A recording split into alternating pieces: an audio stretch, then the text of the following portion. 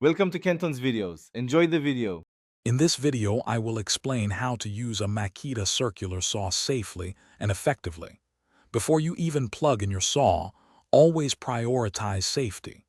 Make sure you're wearing appropriate personal protective equipment, including safety glasses and hearing protection. Always check that the blade guard moves freely and covers the blade completely when not cutting. Remember to unplug the saw from its power source before making any adjustments or changing the blade to prevent accidental starts. Once safety is covered, it's time to prepare your material for cutting.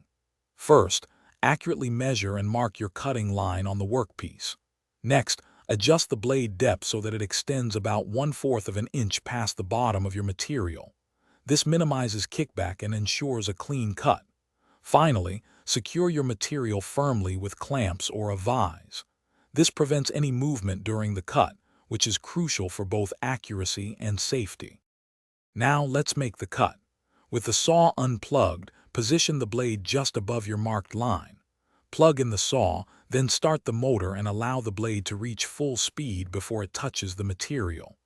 Guide the saw along your line with a steady, consistent feed rate, letting the blade do the work.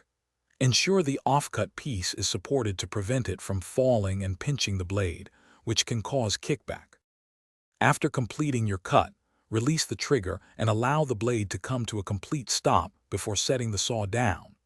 This prevents accidental contact with the spinning blade.